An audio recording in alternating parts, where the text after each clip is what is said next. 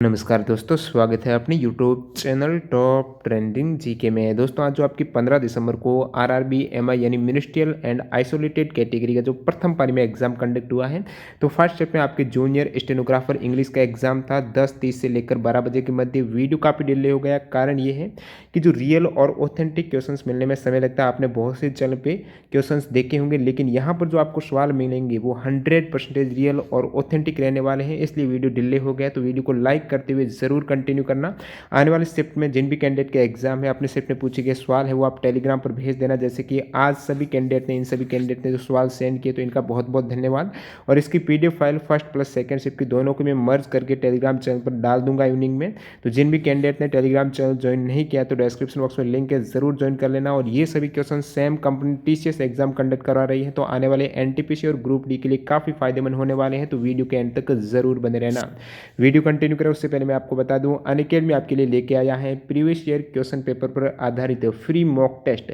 ये आपके 7 दिसंबर को कंटिन्यू हो चुका है। बिल्कुल फ्री मॉक टेस्ट है, जो कि प्रीवियस ईयर एसएससी में पूछे गए सवाल हैं उनका यहाँ पर प्रत्येक सब्जेक्ट का मॉक टेस्ट होने वाला है मंडे टू फ्राइडे। मंडे को आपके क्वांटिटेटिव एप्टीट्यूड का, ट्यूजडे इंग्लिश का, वेडनेसडे रीजनिंग का, थर्सडे फ्राइडे को जीएस का।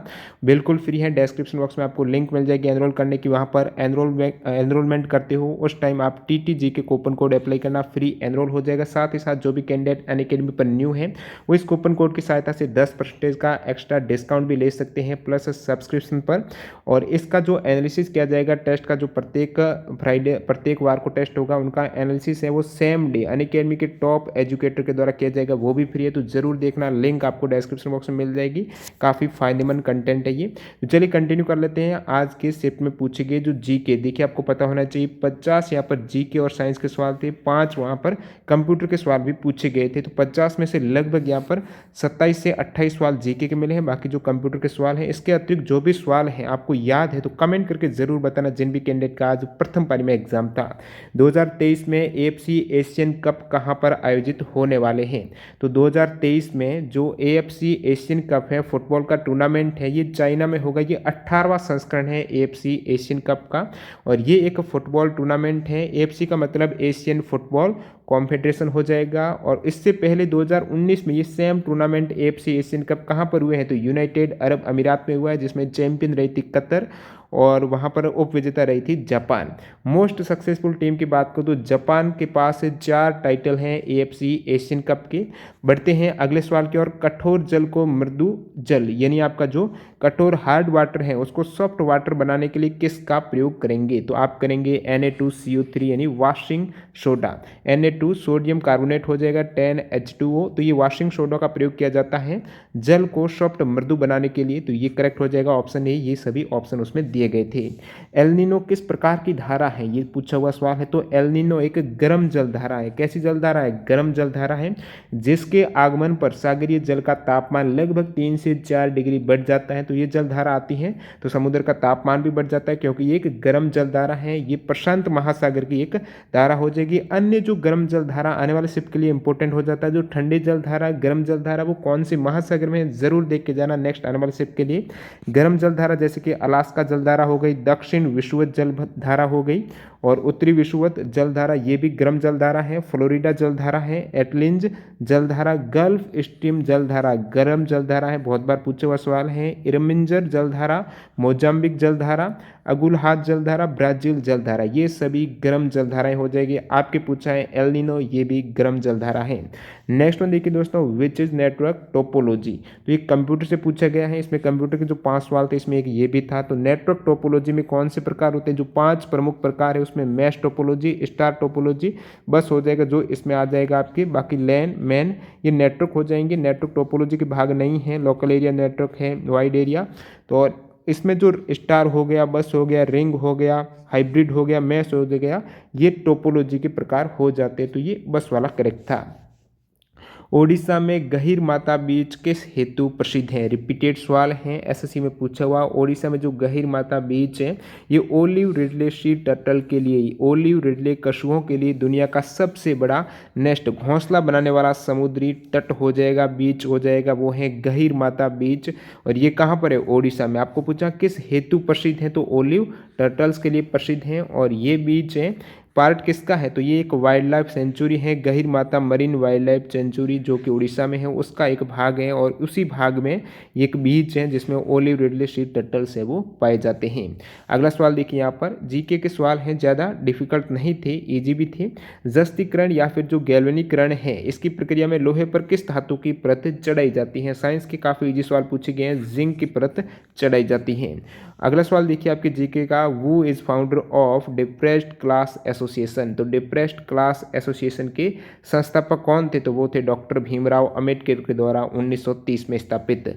किसकी एसआई यूनिट, बल की एसआई यूनिट के इक्वल होती है। आप सभी को पता होना चाहिए, जो वेट की एसआई यूनिट है, मतलब भार की एसआई यूनिट है, द्रव्यमान की अलग होती है किलोग्राम, भार की अलग है। भार की एसआई यूनिट न्यूटन है, जो कि किसकी है, बल की है, भार W बराबर mg। अगला सवाल देखिए, यूआरएल की फुल फॉर्म आपको पूछे तो यूनिफॉर्म रिसोर्स लोकेटर। कंप्यूटर के काफ़ी इजी सवाल थे, 5 ही। मोमेंटम का एक क्वेश्चन था, एग्जैक्ट क्या सवाल था आप कमेंट करके बताना। मोमेंटम यानी जो संवेग होता है वो होता है द्रव्यमान गुणा वेग, मास और वेलोसिटी का गुणनफल। तो इसकी एसआई यूनिट हो जाती है किलोग्राम मीटर पर सेकेंड। स्थायी बंदोबस्त, जो परमानेंट सेटलमेंट, किसके द्वारा लागू की गई नीति है, ये आपके पूछा हुआ सवाल है। तो लॉर्ड कॉर्नवालिस के द्वारा स्थायी बंदोबस्त नीति है वो 22 मार्च 1793 को लागू की गई है। ये जो स्थायी बंदोबस्त है, ईस्ट इंडिया कंपनी और बंगाल के जमींदारों के बीच कर वसूलने से संबंधित एक व्यवस्था थी, जिस पर बंगाल के उस समय गवर्नर लॉर्ड कॉर्नवालिस के द्वारा ये लागू की गई नीति हो जाएगी। नॉन कॉपरेशन मूवमेंट, असहयोग आंदोलन की शुरुआत कब या फिर किसके द्वारा की गई, ये आपके पूछा हुआ सवाल है एग्जैक्ट।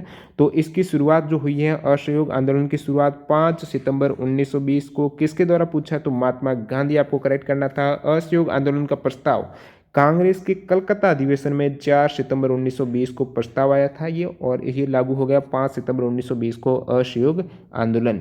अगला सवाल देखिए, बीसीडी की फुल फॉर्म कंप्यूटर में तो ये यूआरएल की पूछी है, बीसीडी की हो जाएगी बाइनरी कोडेड डेसिमल। यहाँ पर आपको बता दूं, जो भी सवाल है वो 101% रियल और ऑथेंटिक है। जिन भी कैंडिडेट का एग्जाम था वो कमेंट करके भी बता सकते हो कि या ये सभी सवाल आपके सेट में पूछे हुए या फिर नहीं है, क्योंकि जो अब यूट्यूब पर देखते हैं बहुत से वीडियो पहले डाल देते हैं व्यूज़ के चक्कर में, और वो फेक सवाल बता जाते हैं, तो उनसे आपको सावधान रहना है। संवाद कौमुदी समाचार पत्र के संपादक कौन थे। संवाद कौमुदी समाचार पत्र की बात करूं तो राजा राममोहन राय के द्वारा 1819 में कोलकाता से प्रकाशित एक बंगाली साप्ताहिक समाचार पत्र था। तो उनके संपादक कौन थे, राजा राममोहन राय। कब हुआ था, 1819 में। और इसका जो उद्देश्य था, सती प्रथा की समाप्ति के लिए अभियान चलाया था इस समाचार पत्र के जरिए।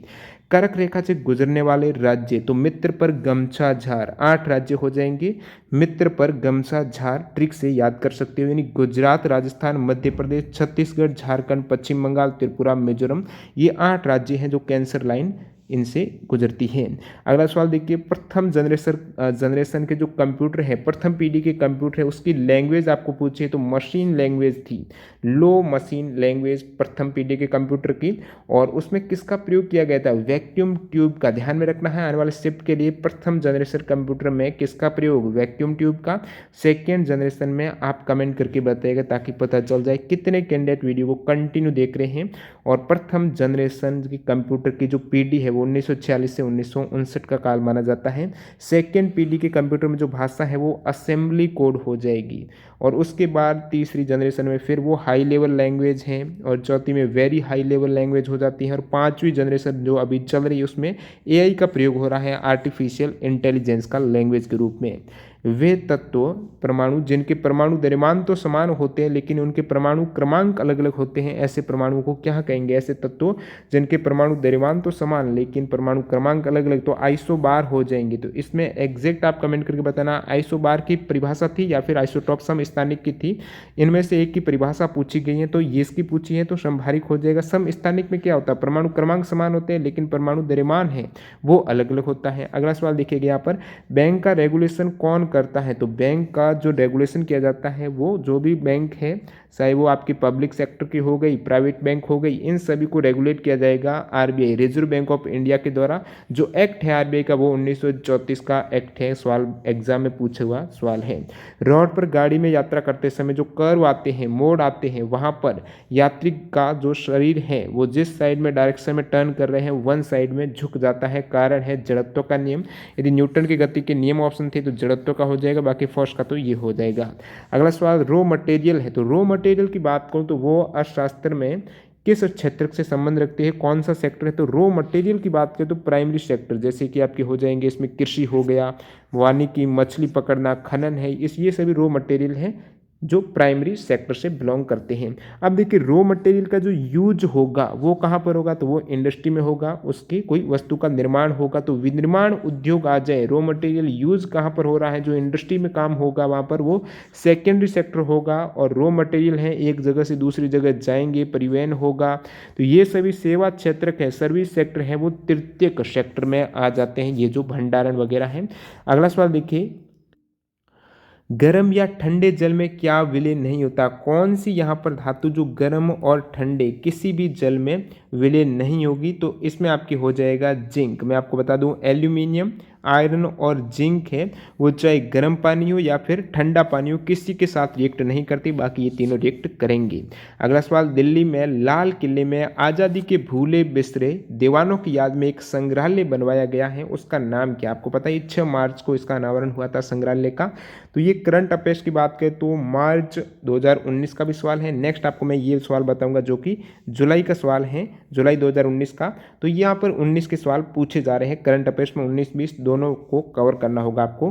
तो दिल्ली में लाल किले में जो आज़ादी के भूले बिसरे दीवानों की याद में एक संग्रहालय बनाया गया है, उसका नाम है आज़ादी के दीवाने संग्रहालय, जो कि 5वां संग्रहालय है लाल किले में। लाल किले में टोटल 5 संग्रहालय हैं। अन्य कौन से, तो 1857 का प्रथम स्वतंत्रता संग्राम संग्रहालय, नेताजी सुभाष चंद्र बोस संग्रहालय भी है वहाँ पर, INA संग्रहालय है, याद जलियांवाला बाग हत्याकांड के लिए इसका भी एक संग्रहालय है, और आज़ादी के दीवाने ये 5वां संग्रहालय हो जाएगा। तो ये तो आपके लाल किले का पूछा है। पूछ ले कि इंडिया गेट वाला संग्रहालय, तो वो है राष्ट्रीय समर स्मारक नेशनल वार मेमोरियल, जो कि 25 फरवरी 2019 को समर्पित किया था राष्ट्र को मेमोरियल, नेशनल वॉर मेमोरियल। अगला सवाल, कौन सी metro waste to energy power से चलने वाली भारत का प्रथम प्रोजेक्ट है, तो दिल्ली मेट्रो रेलवे कॉरपोरेशन। जो दिल्ली मेट्रो है ये भारत का प्रथम मेट्रो प्रोजेक्ट है जो कि पावर रिसीव करेगा वेस्ट टू एनर्जी प्लांट से। किस रोग का वैक्सीन नहीं लगाया जाता है, ये आपके ऑप्शन में दिए गए थे, मम्स, मीजल्स, टीबी और एलिफेंट फुट। तो यहाँ पर हाथी पांव करेक्ट हो जाएगा, इसकी वैक्सीन नहीं होती। बहुत बार एग्जाम पूछा जाता है BCG का टीका किसके लिए लगाया जाता है, तो BCG का टीका लगाया जाता है टीबी के लिए। नेक्स्ट वन देखिए, अगर कोई वस्तु स्वतंत्र रूप से गिरती है तो उसकी स्थितिज और गतिज ऊर्जा में क्या चेंजेज होगा, तो जब वस्तु नीचे की ओर गिर रही है उस केस में आपको पता है काइनेटिक एनर्जी इंक्रीज होगी, गतिज ऊर्जा बढ़ेगी, और पोटेंशियल एनर्जी है, स्थितिज ऊर्जा है, उसमें कमी होगी। अगला सवाल, सबसे ज़्यादा थोरियम किस राज्य में पाया जाता है, तो ये केरला में पाया जाता है, सेकंड झारखंड में। तो यूरेनियम की बात करें तो सबसे ज़्यादा आंध्र प्रदेश में, मैंगनीज, क्रोमाइट, निकल, बॉक्साइट है ये सबसे ज़्यादा ओडिशा में पाए जाते हैं। सबसे ज़्यादा स्टोरेज क्षमता इकाई किसकी है, ये 4 ऑप्शन थे तो सभी को पता होना चाहिए। इसमें हो जाएगा पीबी का मतलब पेटाबाइट, सबसे कम हो जाएगा यहाँ पर केबी, उसके बाद MB, GB, TB, पीबी के बाद आ जाए तो एक्साबाइट, EB हो जाएगा, फिर जेटाबाइट, ZB हो जाएगा, योटाबाइट, YB इसमें सबसे ज़्यादा। एक आपके कंप्यूटर का सवाल था MS एक्सेल में होता है, तो वहाँ पर रो और कॉलम भी ऑप्शन में था, तो MS एक्सेल में रो होते हैं ये और कॉलम होते हैं, और जहाँ पर रो और कॉलम इंटरसेक्ट करते हैं तो उसे बोला जाता है सेल। तो ये सभी क्वेश्चंस यहाँ पर मिले हैं GK plus computer plus science के सवाल। इसके अतिरिक्त आपको पता है 50 सवाल पूछे गए थे, तो यहाँ पर 20 से 25 सवाल है जो नहीं मिल पाए हैं। वो जिन भी कैंडिडेट को पता है जिनका एग्जाम था आज फर्स्ट स्टेप में, ज़रूर कमेंट करके बताना, मैं नेक्स्ट वीडियो में इंक्लूड कर दूंगा। धन्यवाद।